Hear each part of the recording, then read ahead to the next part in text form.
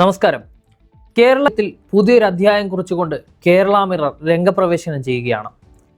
ഇന്ന് നമ്മൾ ചർച്ച ചെയ്യാൻ പോകുന്ന വിഷയം കേരള രാഷ്ട്രീയത്തിൽ ഇത്രത്തോളം വിവാദങ്ങൾ സൃഷ്ടിച്ച, മതസ്പർദ്ധയും കടന്ന് രാഷ്ട്രീയ വൈരവും കടന്ന് വിഭാഗീയതയുടെ വേരുകളിലേക്ക് എത്തിയ ഒരു വിഷയമാണ് മുനമ്പം വഖഫ് ഭൂമി പ്രശ്നം. ഇന്ന് ഈ വിഷയത്തിൽ നമ്മോട് സംവദിക്കാൻ എത്തിയിരിക്കുന്നത് കേരള വഖഫ് സംരക്ഷണ വേദിയുടെ എക്സിക്യൂട്ടീവ് മെമ്പറായിട്ടുള്ള ലുക്മാനാണ്. സ്വാഗതം ചെയ്യാം.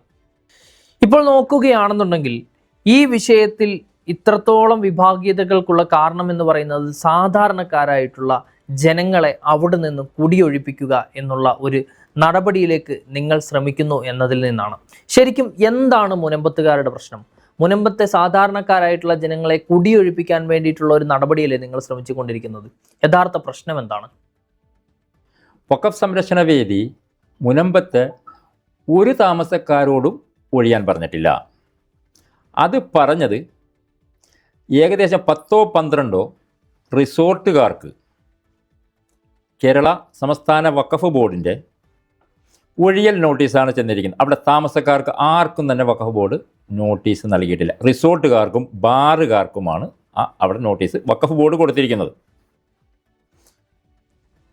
വഖഫ് സംരക്ഷണ വേദി അതുമായി ബന്ധപ്പെട്ട് ഹൈക്കോടതിയിലും സുപ്രീം കോടതിയിലും ചില കേസുകളിൽ ഇടപെട്ടു. ആ കേസിൻ്റെ നടത്തിപ്പുമായി ബന്ധപ്പെട്ട് പോകുന്നു എന്നതല്ലാതെ വഖഫ് സംരക്ഷണ വേദിയുടെ ജോലിയല്ല അവിടത്തുകാരെ ഒഴിപ്പിക്കൽ. അവിടുത്തെ ഒഴിപ്പിക്കേണ്ടതാണെന്ന് നിയമം നിലനിൽക്കുന്ന ഒരു രാജ്യത്ത് നിയമപരിരക്ഷ ഇല്ലാതെയാണ് അവരവിടെ താമസിക്കുന്നതെങ്കിൽ അത് ഒഴിപ്പിക്കേണ്ട ബാധ്യത ഭരണകൂടത്തിനാണ്. അത് ഭരണകൂടം ചെയ്യൽ തന്നെയാണ് അതിൻ്റെ നീതി. ഇപ്പോൾ നോക്കുകയാണെന്നുണ്ടെങ്കിൽ കഴിഞ്ഞ ഏതാനും കുറച്ച് മാസങ്ങൾക്ക് മുൻപ് ഒരു ഓൺലൈൻ മാധ്യമത്തിൽ ഒരു മാധ്യമ പ്രവർത്തകൻ അദ്ദേഹം പറയുകയുണ്ടായി, മുനമ്പത്തുകാരുടെ വിഷയത്തിൽ മാനുഷികമായിട്ടുള്ള എല്ലാ പരിഗണനയും ലംഘിച്ചുകൊണ്ടാണ് ഇപ്പോൾ ഇങ്ങനെ ഒരു സമരസമിതി മുന്നോട്ട് പോകുന്നതെന്ന്. അദ്ദേഹത്തോട് എന്താണ് പറയാനുള്ളത്? ശരിക്കും ഞാനും അത് കണ്ടിരുന്നതാണ്. അത് ഫിലിപ്പ് ജോസഫും AP അഹമ്മദും തമ്മിൽ നടന്ന ഒരു ഡിബേറ്റാണ്. ആദ്യം AP അഹമ്മദിൻ്റെ വിഷയത്തിലേക്ക് തന്നെ. ഒരു മനുഷ്യനുണ്ടാകേണ്ടത്, അല്ലെങ്കിൽ ഞാൻ ഉദാഹരിക്കുന്നത് എന്നെ തന്നെയാണ്. എനിക്കുണ്ടാകേണ്ടത്, എൻ്റെ ആദ്യത്തെ അറിവ് എന്ന് പറഞ്ഞാൽ ഒരു വിഷയത്തിൽ എനിക്ക് അറിവില്ല എന്ന അറിവാണ് എനിക്ക് ആദ്യം ഉണ്ടാകേണ്ടത്. ആ അറിവ് വരുമ്പോഴാണ് വിവരവും വിവേകവുമാകുന്നത്. ഈ വിവരവും വിവേകവുമാണ് പിന്നീട് വിനയത്തിലേക്ക് വരികയും ആ ഒരു മനുഷ്യൻ്റെ വിനയാന്വിതമായ പ്രവർത്തനത്തിലേക്ക് വരുന്നത്. ഈ വിഷയം ഒന്നും തന്നെ AP അഹമ്മദിൻ്റെ സംസാരങ്ങളിലോ ഒരു മാധ്യമങ്ങളിലുള്ള സംവാദങ്ങളിലോ കാണാൻ കഴിയാത്ത അവസ്ഥയാണ്. തെറ്റുപറ്റിയാൽ അത് സമ്മതിക്കാൻ അദ്ദേഹത്തിന് ബുദ്ധിമുട്ട് തന്നെയാണ്. കമലാ സുരയ്യയുടെ വിഷയം ഏറ്റവും കൂടുതൽ ഇവിടെ വിഷയമാക്കി കൊണ്ടുവരികയും ഷാഫി ചാലിയം അദ്ദേഹത്തെ ഒട്ടിക്കുകയും ചെയ്തിട്ട് അദ്ദേഹം അതിന് മറുപടി പറയാൻ പറ്റാത്ത അവസ്ഥയിലുള്ള വ്യക്തിയാണ്. അദ്ദേഹത്തിൻ്റെ ഈ വിഷയത്തിൽ അങ്ങനെയാണ് എനിക്ക് തോന്നുന്നത്. ഈ ഫിലിപ്പ് ജോസഫിൻ്റെ മുൻകാല രാഷ്ട്രീയ പശ്ചാത്തലം, അദ്ദേഹത്തിൻ്റെ ജീവിത പശ്ചാത്തലമൊക്കെ എങ്ങനെയായിരുന്നു? രാഷ്ട്രീയ പശ്ചാത്തലം എനിക്ക് അദ്ദേഹം ഇവിടെ, എൻ്റെ അറിവ് ശരിയാണെങ്കിൽ അദ്ദേഹം ഇവിടെ ലേമരഡിൻ എന്ന ഗൾഫാർ മുഹമ്മദ് അലിയുടെ ഒരു ഹോട്ടലിൽ സെക്യൂരിറ്റി ജീവനക്കാരനായാണ് അദ്ദേഹത്തെ ഞാൻ അറിയപ്പെടുന്നത്.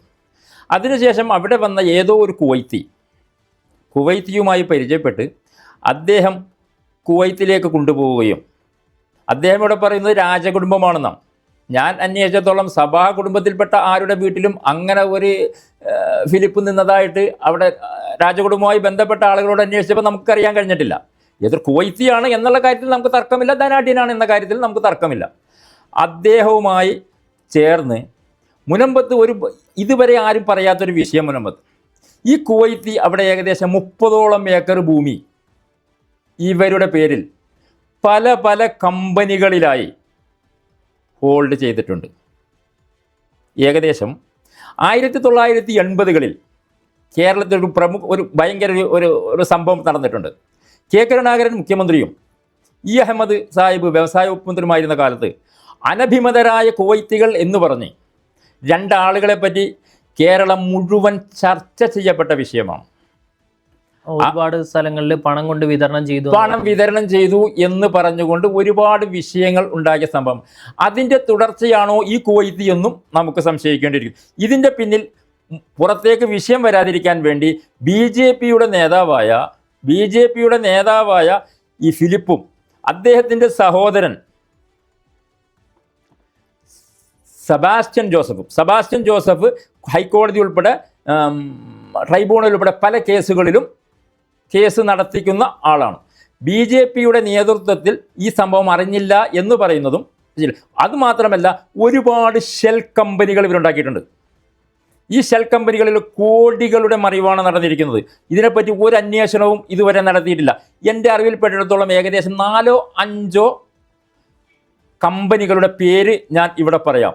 അത് അന്വേഷിക്കേണ്ടവർ അത് അന്വേഷിച്ച് കണ്ടുപിടിക്കണം. രാജ്യദ്രോഹ പ്രവർത്തനങ്ങൾ ഏർപ്പെടുന്ന ഇതാണോ, രാജ്യത്തെ നശിപ്പിക്കാനുള്ള പ്രവണതയാണോ എന്നുള്ളതെല്ലാം ഇവിടുത്തെ ഉദ്യോഗസ്ഥരും ഇവരും കണ്ടുപിടിക്കേണ്ടത് അത്യാവശ്യമാണ്. അതുകൊണ്ട് കമ്പനികളുടെ പേരും അതിൻ്റെ ഇതും ഞാൻ പറഞ്ഞു തരാം. ആ കമ്പനികളിലെ ഡയറക്ടർമാരായി അവർ കാണിച്ചിരിക്കുന്നത് ജോസഫ് മാർട്ടിൻ, തയ്യൽ ജോസഫ് സെബാസ്റ്റ്യൻ എന്നാണ്. ഈ ജോസഫ് സെബാസ്റ്റ്യൻ എന്ന് പറയുന്നത് മുനമ്പം വിഷയവുമായി ബന്ധപ്പെട്ട് അതിൻ്റെ മുനമ്പം സംരക്ഷണ സമിതിയുടെ ട്രഷറാണ് അദ്ദേഹം. ഈ ഫിലിപ്പിൻ്റെ സഹോദരനുമാണ്. ഈ കമ്പനികൾക്കെല്ലാം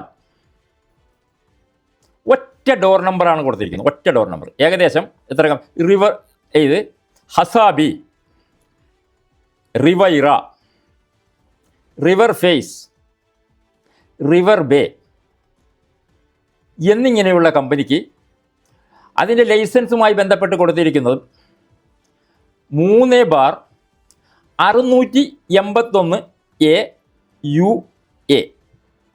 UA എന്ന് പറഞ്ഞാൽ അൺഓതറൈസ്ഡ് ബിൽഡിംഗ് ആണ്. CRZ ബന്ധപ്പെട്ട്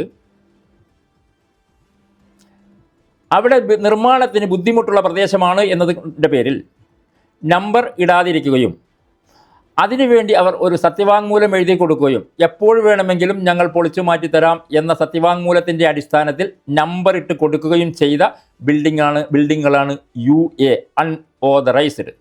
ഇത് കൂടാതെ, ഈ കമ്പനികൾ കൂടാതെ പോർട്ടബീസ ഹോട്ടൽ,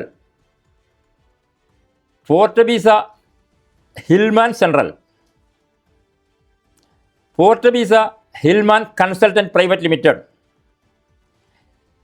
ഗ്രീൻ പാർക്ക് എക്സ്റ്റൻഷൻ പോർട്ടബീസ ഹോട്ടൽ ഡൽഹി, ഈ സ്ഥാപനങ്ങളും ഇവരുടെ നടത്തിപ്പിനുള്ളിലാണ്. ഇത്രയും കമ്പനികൾ അവിടെ നിലവിൽ പ്രവർത്തിച്ചുകൊണ്ടിരിക്കുന്നതാണ്. ഇത്രയും കമ്പനികൾ പ്രവർത്തിക്കുന്നു എന്നാണ് അവർ ഓൺലൈനിലും ഇതുകളിലുമെല്ലാം കാണിക്കപ്പെടുന്നത്. ഇതെല്ലാം ഷെൽ കമ്പനികൾ പോലെയാണ് പ്രവർത്തിക്കുന്നത്. ഒരൊറ്റ ഡോർ നമ്പറിലാണ് ഇതിൻ്റെ എല്ലാം ലൈസൻസ്.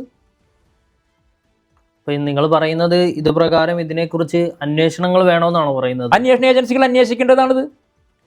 ഈ മുനമ്പം വിഷയവുമായിട്ട് ബന്ധപ്പെട്ട് പറയുമ്പോൾ തന്നെയും ഏറ്റവും അധികം ചർച്ച ചെയ്തു പോയിട്ടുള്ള ഒരു കാര്യമാണ് മുനമ്പത്തുകാരുടെ ഭൂമിയിൽ അതായത് സാധാരണക്കാരായിട്ടുള്ള പാവപ്പെട്ടവരായിട്ടുള്ള ഈ മത്സ്യത്തൊഴിലാളികളെ ഈ രീതിയിൽ ഉപദ്രവിക്കാൻ വേണ്ടി മാത്രം മനഃപൂർവ്വം നിങ്ങൾ കെട്ടിച്ചമച്ച രേഖകളാണിതെന്ന് പറഞ്ഞാൽ അതിലെന്തെങ്കിലും ശരിയുണ്ടോ? രേഖകൾ പരിശോധിക്കാൻ, ഇല്ലെങ്കിൽ എനിക്കെതിരെ ഒരു കേസിന് പോട്ടെ. ഞാൻ പറഞ്ഞത് തെറ്റാണെങ്കിൽ, ഇവർ ചെയ്ത സാധനങ്ങൾ തെറ്റാണെങ്കിൽ എനിക്കെതിരെ ഒരു കേസിന് പോട്ടെ. അപ്പോൾ ഇതിന് ബാക്കിയുള്ള രേഖകളും ഞാൻ ഹാജരാക്കും. ഈ വിഷയവുമായിട്ട് ബന്ധപ്പെട്ട് നോക്കുമ്പോൾ തന്നെ ഇതിലെന്തെങ്കിലും രാഷ്ട്രീയപരമായിട്ടുള്ള മുതലെടുപ്പുകൾക്ക് ആരെങ്കിലും ശ്രമിച്ചിട്ടുണ്ടെന്ന് നിങ്ങൾ സംശയിക്കുന്നുണ്ടോ? രാഷ്ട്രീയ മുതലെടുപ്പേ നടന്നിട്ടുള്ളൂ. എല്ലാ രാഷ്ട്രീയ പാർട്ടികളും അതിൻ്റെ മുതലെടുപ്പിലേക്കാണ് വന്നത്. ഈ വസ്തു നശിപ്പിക്കാൻ ഏറ്റവും കൂടുതൽ കൂട്ടുന്നത് കോൺഗ്രസ്സാണ്. അത് ടി.ഒ. ബാവ മുതൽ പ്രൊഫസർ MV പോൾ, ഈ MV പോളിൻ്റെ ശിഷ്യനും, അതായത് ഒരു ഉമ്മ പെറ്റ ഇരട്ട മക്കളെപ്പോലെ ജീവിച്ചിരുന്ന ആളുകളാണ് MV പോളും നമ്മുടെ ബഹുമാന്യനായ മുഖ്യമന്ത്രി VD സതീശനും. ഇദ്ദേഹം പറവൂരിൽ 1996 തിരഞ്ഞെടുപ്പിൽ മത്സരിക്കുകയും P. രാജുവിനോട് 1116 നോട്ടിന് അദ്ദേഹം തോൽക്കുകയും ചെയ്തു. അതിനുശേഷം അദ്ദേഹം പറവൂർ വിട്ടുപോയിട്ടില്ല. പറവൂരിൽ തുടർ പ്രവർത്തനം നടത്തി. അതിൻ്റെ ഫലം അദ്ദേഹം അന്നു മുതൽ ഇന്ന് വരെയുള്ള തെരഞ്ഞെടുപ്പിൽ അദ്ദേഹം ജയിക്കുകയും ചെയ്തിട്ടുണ്ട്. അദ്ദേഹത്തോട് വ്യക്തിപരമായി യാതൊരു വിരോധവും ഉള്ള ആളല്ല, ഒരുപാട് ഇഷ്ടപ്പെടുന്ന ആളാണ്. അദ്ദേഹത്തോട് നമുക്കുള്ള എതിർപ്പ് ഈ വിഷയത്തിൽ അദ്ദേഹം വസ്തുതയ്ക്ക് നിരക്കാത്ത വസ്തുത പറഞ്ഞു എന്നത് മാത്രമേ അദ്ദേഹത്തോട് നമുക്ക് എതിർപ്പുള്ളൂ.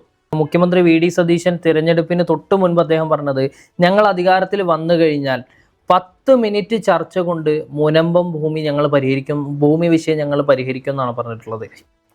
എന്തുകൊണ്ടാണ് പിന്നീട് സർക്കാർ ഈ തിരഞ്ഞെടുപ്പിന് ശേഷം അത്തരത്തിലുള്ള ഒരു നീക്കത്തിലേക്ക് കടക്കാത്തത്?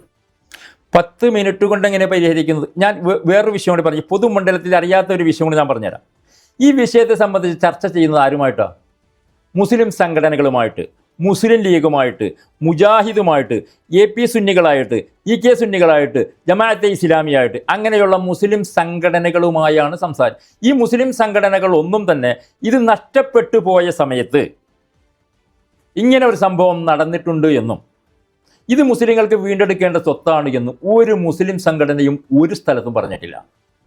ഞങ്ങൾ വഖഫ് സംരക്ഷണ വേദി ഇതുമായി ബന്ധപ്പെട്ട നിയമ പോരാട്ടത്തിൻ്റെ അടിസ്ഥാനത്തിലാണ് ഈ നിലയിലേക്ക് വന്നിരിക്കുന്നത്. ഇതുവരെയും സുപ്രീം കോടതിയിലാകട്ടെ ഹൈക്കോടതിയിലാകട്ടെ ഞങ്ങൾ നൽകിയ കേസുകൾ നിലവിൽ നിൽക്കുന്നു. ഈ കേസുകൾ നിലനിൽക്കെ എങ്ങനെയാണ് 10 മിനിറ്റ് കൊണ്ടല്ല 10 മാസം കൊണ്ടല്ല ഇവർ പരിഹരിക്കപ്പെടേണ്ടത്?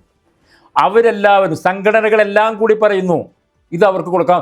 ഞങ്ങളത് സമ്മതിക്കുന്നില്ല എങ്കിൽ ഞങ്ങൾ നിയമ പോരാട്ടത്തിൻ്റെ വഴിയിൽ കൂടി അവസാനവറ്റം വരെ ഞങ്ങൾ പോവുകയാണെങ്കിൽ ഈ വിഷയം എങ്ങനെ പരിഹരിക്കപ്പെടും? ചർച്ചയിൽ ഇതുവരെയും ഞങ്ങളെ ഉൾപ്പെടുത്തുകയോ ഞങ്ങളോട് സംസാരിക്കുകയോ ചെയ്തിട്ടില്ല. ഞങ്ങളില്ലാത്ത ഒരു ചർച്ച അപൂർണമാകും. കാരണം ഇവിടുത്തെ ലെജിസ്ലേച്ചർ, എക്സിക്യൂട്ടീവ്, ജുഡീഷ്യറി പറയുമ്പോൾ ജുഡീഷ്യറി 3-ാം സ്ഥാനത്താണ്. പക്ഷേ ഈ ലെജിസ്ലേച്ചറും ഈ എക്സിക്യൂട്ടീവും എടുക്കുന്ന തീരുമാനങ്ങളെ, തെറ്റായ തീരുമാനങ്ങളെ, ഭരണഘടനയ്ക്ക് വിരുദ്ധമായ തീരുമാനങ്ങളെ റദ്ദ് ചെയ്യാനും തിരുത്തിക്കാനുമുള്ള അവകാശം ജുഡീഷ്യറിയിലുണ്ട്. ഈ കേസ് നിലവിൽ എക്സിക്യൂട്ടീവിനോ ലെജിസ്ലേച്ചറിനോ നിലവിൽ കേസുകൾ നിലനിൽക്കെ തീർക്കാൻ യാതൊരു സാധ്യതയും ഇല്ലാത്ത വിഷയമാണ്. കോടതിയാണ് ഇതിന് പരിഹാരം ചെയ്യേണ്ടത്. ഇല്ലെങ്കിൽ ഞങ്ങൾ അതിനെന്തെങ്കിലും തീരുമാനത്തിലേക്ക് വന്ന് കേസ് പിൻവലിക്കുകയോ ശരിയായ ഒരു മധ്യസ്ഥത്തിൻ്റെ ഒരു തീരുമാനത്തിൻ്റെ ഇതിൽ കേസ് പിൻവലിക്കുകയോ അതുമായി എന്തെങ്കിലും ചെയ്യുകയോ ചെയ്താലല്ലാതെ ഈ കേസിന് യാതൊരു അന്ത്യവും ഉണ്ടാവുകയില്ല. സീതി സാഹിബിൻ്റെ കാലത്താണ് ഈ വഖഫ് വിഷയവുമായിട്ട് ബന്ധപ്പെട്ട് അവസാന ചർച്ച വന്നിട്ടുള്ളത്. അദ്ദേഹത്തിൻ്റെ കാലഘട്ടത്തിൽ എന്തായിരുന്നു ഈ വിഷയത്തിലുള്ള ഒരു പ്രോഗ്രസ്? KM സീതി സാഹിബ് എന്ന് പറയുന്ന സാത്വികനായ മനുഷ്യൻ, ഇദ്ദേഹം എൻ്റെ അറിവ് ശരിയാണെങ്കിൽ 1961 മരണപ്പെടുന്നത്. ഇദ്ദേഹത്തിൻ്റെ മരണം വരെ കൂട്ടത്തിൽ പറയേണ്ട ഒരു വ്യക്തിയുണ്ട്, MV ഹൈദ്രോസ് വക്കീൽ, ചാവക്കാട്ടുകാരനാണ്. ഈ സീതി സാഹിബിന് ശേഷം 2ാമത് സെക്രട്ടറിയാണ്. ഇവർ രണ്ടുപേരും ഈ വസ്തുവെ പൊന്നുപോലെ നോക്കിയിരുന്ന വ്യക്തികളാണ്. അപ്പോൾ അതായത് നിങ്ങൾ പറയുന്ന ഈ 61 വരെയും ഈ വഖഫ് ഭൂമിയിൽ കയ്യേറ്റം നടന്നിട്ടില്ല എന്നല്ലേ? വഖഫ് ഭൂമിയിൽ കയ്യേറ്റം നടന്നിട്ടില്ല എന്നല്ല, വഖഫ് ഭൂമി കയ്യേറ്റം നടക്കുകയും അതിന് നിയമ നടപടിയിലേക്ക് അവർ പോവുകയും ചെയ്തിട്ടുണ്ട്. സീതി സാഹിബ് അന്ന് 61 പോയിട്ടുണ്ട്. 61 പല നിയമസഭയിൽ അദ്ദേഹം, അതിന് മുമ്പുള്ള സമയത്ത് നിയമസഭയിൽ അദ്ദേഹം ഉദ്ധരിച്ചിട്ടുണ്ട്, ഈ വിഷയം പറഞ്ഞിട്ടുണ്ട്. അവിടെ പല കയ്യേറ്റങ്ങളും നടക്കുന്നുണ്ട്, അതിനെതിരെ. പക്ഷേ കേസ് വരുന്ന 63 അതായത് ഇദ്ദേഹത്തിൻ്റെ മരണശേഷമാണ് എന്ത് വരുന്നത്? അവിടെ കേസ് 1963 പറവൂർ കോടതിയിൽ 53 കേസ് വരുന്നത്. അപ്പോൾ അത്രയും കാലം ഈ വഖഫ് ഭൂമി സംരക്ഷിച്ചു പോവുകയായിരുന്നു. അതിനുശേഷം 53 കേസ് വരുന്നത്. 53 കേസ് വരുന്നത്. അപ്പോൾ അദ്ദേഹമുള്ള കാലത്ത് തന്നെ കേസ് ഓൾറെഡി നിലവിലുണ്ട്. ആ കാലം തൊട്ട് ശരിക്കും ഈ വഖഫ് ഭൂമിയുമായിട്ട് ബന്ധപ്പെട്ടുള്ള തർക്കങ്ങൾ നിലവിലുണ്ട്. വഖഫ് ഭൂമിയായി ബന്ധപ്പെട്ട തർക്കം പറയുന്നത്, വഖഫ് ഭൂമിയായി ആദ്യം ഈ കേസ് നടക്കുന്ന സമയത്ത് അവിടെ ഏകദേശം 15-ൽ താഴെയോ 20-ൽ താഴെ ആളുകൾ മാത്രമേ അവിടെ ഉണ്ടായിരുന്നുള്ളൂ. ഈ കേസ് വന്നതോടുകൂടി എന്ത് സംഭവിച്ചു എന്ന് വെച്ച് കഴിഞ്ഞാൽ ഇത് റിസീവർ ഭരണത്തിലേക്ക് പോവുകയും കൊടുങ്ങല്ലൂർക്കാരനായ ഒരു മൈക്കിളിനെ റിസീവറാക്കി നിശ്ചയിക്കുകയും ചെയ്തു. ഇതിൻ്റെ അവസാന ഘട്ടം എന്ന് പറഞ്ഞാൽ ഭൂപരിഷ്കരണ നിയമം വരും എന്നുള്ള അവസ്ഥയിലേക്ക് വന്ന സമയത്ത് ഒരുപാട് ക്രിസ്ത്യാനികളെ മനസ്സിലാക്കണം, ഒരുപാട് ലത്തീൻകാരെ ഇദ്ദേഹം അവിടെ കുടിയിരുത്തുകയും ഈ കേസ് തീരുന്ന സമയം വരുമ്പോഴേക്കും ഏകദേശം 100-ൽ കൂടുതൽ കയ്യേറ്റക്കാർ അവിടെ ഉണ്ട്. അതായത് റിസീവർ ഭരണത്തിലാണ് അവിടെ കയ്യേറ്റക്കാർ ഏറ്റവും കൂടുതൽ കൂടിയത്. ഈ വിഷയത്തിൽ ഏറ്റവും അധികം ഇടപെട്ടിട്ടുള്ള ഒരു രാഷ്ട്രീയ പാർട്ടികൾ എന്ന് പറയുന്നത് പ്രതിപക്ഷ പാർട്ടികളായിട്ടുള്ള BJPയും കോൺഗ്രസുമായിരുന്നു കഴിഞ്ഞ സർക്കാരിൻ്റെ കാലത്ത്. അന്നത്തെ പ്രതിപക്ഷത്തിരുന്ന കോൺഗ്രസ് ഇന്ന് ഭരണപക്ഷത്താണ്. പക്ഷേ BJP ഇപ്പോഴും പ്രതിപക്ഷത്ത് തന്നെയാണ്. BJPയുടെ സംസ്ഥാന വൈസ് പ്രസിഡന്റ് ആയിട്ടുള്ള ഷോൺ ജോർജ് അദ്ദേഹം ഈ മുനമ്പത്തുകാരുടെ സമരപന്തലിൽ എത്തിയിട്ട് അദ്ദേഹം പറഞ്ഞത് പുതിയ വഖഫ് നിയമം വരികയാണെന്നുണ്ടെങ്കിൽ ഇതിനൊരു പരിഹാരം ഉണ്ടാവുമെന്നാണ്. പുതിയ വഖഫ് നിയമപ്രകാരം മുനമ്പത്തെ ഭൂമി മുനമ്പത്തുകാർക്ക് നൽകാൻ കഴിയുമോ? എന്ത് രാഷ്ട്രീയ സത്യസന്ധതയോ സദാചാര സത്യസന്ധതയോ ഉള്ള വ്യക്തിയാണ് ഷോൺ ജോർജ്. കേരളത്തിൽ അങ്ങോളം ഇങ്ങോളം ലവ് ജിഹാദ് പറഞ്ഞ് ഏറ്റവും കൂടുതൽ പ്രശ്നമുണ്ടാക്കിയ രണ്ടാളുകളാണ്, ഒന്ന് ഷോൺ ജോർജും അദ്ദേഹത്തിൻ്റെ പിതാവ് PSC ജോർജും. ഈ പറഞ്ഞ ആൾ തന്നെ ജഗതി ശ്രീകുമാറിൻ്റെ പാർവതി എന്ന മകളെ കൊന്തത്തെ കാനൂനിക ജിഹാദ് നടത്തി, പ്രത്യേകം മനസ്സിലാക്കി, കൊന്തത്തെ കാനൂനിക ജിഹാദ് നടത്തി ഭാര്യയാക്കുകയും വീട്ടിലേക്ക് വിളിച്ചു കൊള്ളുന്ന സമയത്ത് പിതാവ് പറഞ്ഞത് എന്താണെന്ന് വെച്ചാൽ, ഇത് മാമോദീസ മുക്കി ജ്ഞാനസ്നാനം ചെയ്ത് ക്രിസ്ത്യാനിയാകാതെ വീട്ടിലേക്ക് കയറ്റാതിരിക്കുകയും അങ്ങനെ പള്ളിയിൽ കൊണ്ടുപോയി മാമോദീസ മുക്കുകയും അൽഫോൺസ എന്ന പേര് സ്വീകരിച്ച് വീട്ടിലേക്ക് കൊണ്ടുവരികയും ചെയ്ത വ്യക്തിയാണ് എന്തിനെതിരെ ഇവിടെ സംസാരിച്ചത്? ലവ് ജിഹാദിനെതിരെ സംസാരിച്ചത്. ഇതേ ജഗദീശ് ശ്രീകുമാറിൻ്റെ വേറൊരു മകളെ, പേര് ഞാൻ ഓർക്കുന്നില്ല, ഒരു മുസ്ലിം നാമധാരിയാണ് വിവാഹം കഴിച്ചിരിക്കുന്നത്. അവർ ഇന്നും ഹിന്ദുവായും മറ്റേ ആൾ അതാ ജീവിക്കുന്ന രീതിയിലുമാണ് ജീവിച്ചു. അവിടെ ഒന്നും എന്ത് ചെയ്തിട്ടില്ല, അവിടെ ഒരു ലവ് ജിഹാദും അവിടെ ചെയ്തിട്ടില്ല. ഇത്രയും പറയാൻ യാതൊരു ഉളുപ്പുമില്ലാത്ത ഒരു മനുഷ്യനാണ് ഷോൺ ജോർജ് എന്നാണ് എൻ്റെ നിഗമനത്തിലുള്ളത്. ഇനി ബാക്കിയുള്ളത് അത് ഷോൺ ജോർജിന് പല താല്പര്യങ്ങളും ഉണ്ടാകും. ശരിക്കും അങ്ങനെ ഈ പറയുന്ന രീതിയിൽ ഈ ഉമ്മീദ് പോർട്ടലുമായിട്ട് ബന്ധപ്പെട്ട് അതിൻ്റെ രജിസ്ട്രേഷനുമായിട്ട് ബന്ധപ്പെട്ട് വരുമ്പോൾ മുനമ്പത്തെ ഭൂമി മുനമ്പത്തുകാർക്ക് കിട്ടുമോ? അതായത് മുനമ്പത്തെ ഇപ്പോഴത്തെ മത്സ്യത്തൊഴിലാളികളായിട്ടുള്ള ആളുകൾക്ക് അവർക്ക് ആ ഭൂമി തിരികെ ലഭിക്കൂ? ഈ രാജ്യത്ത് ഇത് നിയമം ഇല്ലാത്ത രാജ്യമല്ല. അതായത് ഇതൊരു ബനാന റിപ്പബ്ലിക്കോ ഇവിടെ ഉള്ള കോടതികൾ കങ്കാരോ കോടതികളോ അല്ല. നിയമം നിലനിൽക്കുന്ന ചില പുഴുക്കുത്തുകളെല്ലാം ഉണ്ട് എങ്കിൽ കൂടി നിയമം നിലനിൽക്കുന്ന ഒരു രാജ്യമാണ്. 1953 മുതൽ ഈ കേസ് നടന്ന് ഒരു കേസിൽ പോലും മുനമ്പത്തുകാരൻ എന്ത് ചെയ്തിട്ടില്ല, ജയിച്ചിട്ടില്ല. ആകെ അവർ ജയിച്ചു എന്ന് പറയുന്ന ഒരു സംഭവം ഏകദേശം കഴിഞ്ഞ ഡിവിഷൻ ബെഞ്ചിൻ്റെ ഒരു വിധിയാണ്. ആ വിധിയിൽ പറഞ്ഞതെന്നാ ഇത് വഖഫല്ല എന്നുള്ളൊരു അത് അപ്പോൾ തന്നെ സുപ്രീം കോടതി കയറിയ അന്ന് തന്നെ സുപ്രീം കോടതി അതിന് സ്റ്റേ നൽകി. എന്ന് പറഞ്ഞാൽ ആ കേസിൻ്റെ മെറിറ്റിനെ പറ്റി വാദം കേൾക്കാതെ മെയിൻ്റബിലിറ്റിയെ പറ്റി വാദം കേൾക്കുകയും മെറിറ്റിൽ വിധി പറയുകയും ചെയ്ത ഒരു കേസാണത്. അട്ടിമറി നടത്താതെ ഇവർക്ക് വിജയിക്കുക സാധ്യമേയല്ല. നിയമത്തിൽ അട്ടിമറി നടക്കണം, എന്നാൽ മാത്രമേ മുനമ്പത്തുകാർക്ക് ഈ കേസ് വിജയിച്ച് ഈ വസ്തു കിട്ടുകയുള്ളൂ. ഇന്ത്യൻ നിയമം യഥാവിധി ചർച്ച ചെയ്യപ്പെടുകയും വാദിക്കപ്പെടുകയും ചെയ്യുകയാണെങ്കിൽ 1 ഇഞ്ച് ഭൂമി പോലും അവർക്ക് കിട്ടില്ല. ഇതൊരു രണ്ട് മതങ്ങൾ തമ്മിലുള്ള പ്രശ്നമാണെന്നാണ് പൊതുവായിട്ടുള്ള ഒരു നറേറ്റീവ്. ഇത് 2 മതങ്ങൾ തമ്മിലുള്ള പ്രശ്നമാണോ? ഇത് മതങ്ങൾ തമ്മിലുള്ള പ്രശ്നമാണ്, സിവിൽ കേസല്ലേ. ഒരു ഇൻസ്റ്റിറ്റ്യൂഷൻ്റെ വസ്തു കയ്യേറുകയും അല്ലെങ്കിൽ അവർക്ക് എന്ത് ചെയ്തു, അതായത് 1977 വരെ ഫറൂഖ് കോളേജ് ഈ വസ്തു എന്തായിരുന്നു അവർക്ക്, ഈ വസ്തു വഖഫ് വസ്തുവായിരുന്നു. അഫിഡവിറ്റുകൾ അവർ കൊടുത്തിട്ടുണ്ട്. പിന്നീട് അവരുടെ താല്പര്യങ്ങൾക്ക് വേണ്ടി ഇവർ ഈ വസ്തു വിറ്റു തുലച്ചു. പിന്നീട് അവർ പറയുന്നത് അത് വഖഫ് അല്ല എന്നാണ് പറയുന്നത്. അതെങ്ങനെ ശരിയാകുന്നത്? നിങ്ങൾ ആരോപിച്ചിട്ടുള്ള മറ്റൊരു ആരോപണമാണ് വേളാങ്കണ്ണി പള്ളി, മുനമ്പം വേളാങ്കണ്ണി പള്ളി ഭൂമി കയ്യേറിയിട്ടുണ്ടെന്നുള്ളത്.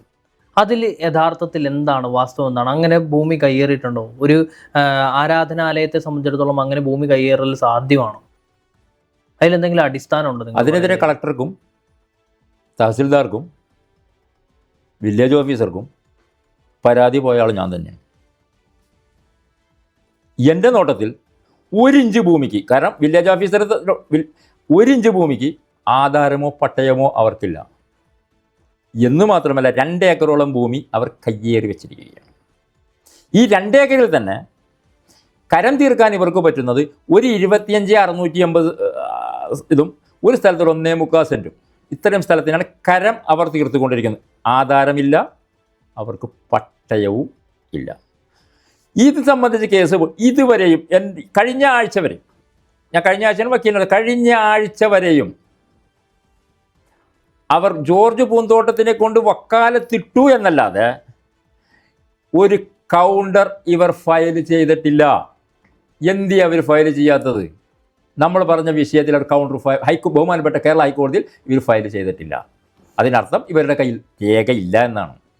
നോക്കുകയാണെന്നുണ്ടെങ്കിൽ സാധാരണക്കാരായിട്ടുള്ള ആളുകളല്ലേ, സാധാരണ തൊഴിലാളികളല്ലേ, ഇവരോട് ഒരു കോംപ്രമൈസിന് നിങ്ങൾക്ക് ശ്രമിച്ചുകൂടെ? ഈ ഒരു പ്രശ്നം വളരെ ലളിതമായിട്ടുള്ള രീതിയിൽ പരിഹരിക്കാമല്ലോ. തൊടിയൂർ മുഹമ്മദ് കുഞ്ഞ് മൗലവി മുൻകാലത്ത് പറഞ്ഞിട്ടുണ്ട്, ഈ വിഷയത്തിൽ മുസ്ലിം സംഘടനകൾ ഇടപെട്ട് തീരുമാനമുണ്ടാക്കാൻ ശ്രമിക്കുന്നു. അത്തരത്തിലുള്ളൊരു കോംപ്രമൈസിന് നിങ്ങൾക്ക് ശ്രമിച്ചുകൂടെ? തൊടിയൂർ മുഹമ്മദ് കുഞ്ഞ് മൗലവിയെ പറ്റി അഭിപ്രായം പറയാൻ ഞാനില്ല. കാരണം തൊടിയൂർ മുഹമ്മദ് കുഞ്ഞ് മൗലവി ഈ വിഷയത്തിൽ ശരിയായ നിലപാടെടുക്കുന്ന ആളല്ല. കാരണം പിന്നീട് ഞാൻ പറയാം, അതിപ്പോൾ ഈ പൊതു ഇതിൽ പറയാൻ ഞാൻ ഇഷ്ടപ്പെടുന്നില്ല. നിലവിലത്തെ ഒരു രാഷ്ട്രീയ സാഹചര്യങ്ങൾ വെച്ചിട്ട് മുനമ്പം ഭൂമി മുനമ്പം വിഷയം 1-2 വർഷം കൊണ്ട് ഇത് എന്താണെങ്കിലും വാദങ്ങൾ പൂർത്തിയാവുകയില്ല.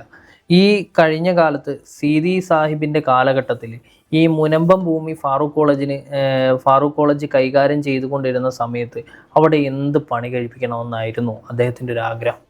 അദ്ദേഹത്തിൻ്റെയും അതായത് ഈ സീതി സാഹിബിൻ്റെ മകൻ മുഹമ്മദ് സാഹിബിൻ്റെ മകൻ അൽതാഫ് സാഹിബ്, ഇദ്ദേഹം ഇന്ന് ജീവിച്ചിരിപ്പുണ്ട്.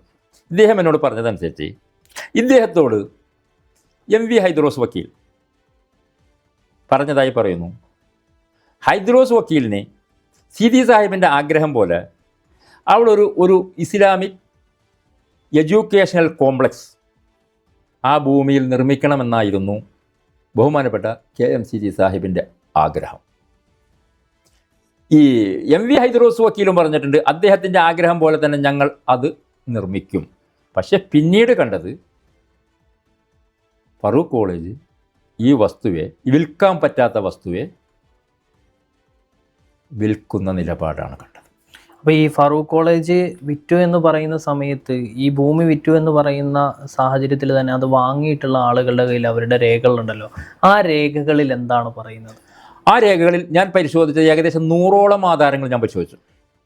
ഈ 100ഓളം ആധാരത്തിൽ ഈ 2115 നമ്പർ ആധാരത്തിൽ അത് പറയുന്നത് വഖഫ് ആധാരമെന്നാണ്. അതിനുശേഷം വരുന്ന ആധാരം വരുന്നുണ്ട്. ഒരാധാരം ഞാൻ പറഞ്ഞു, ഈ 2115 നമ്പർ ആധാരത്തിൽ നിന്ന് ഈ ഫിലിപ്പിനും അറിയാവുന്ന ഒരാളാണ്. ഇത്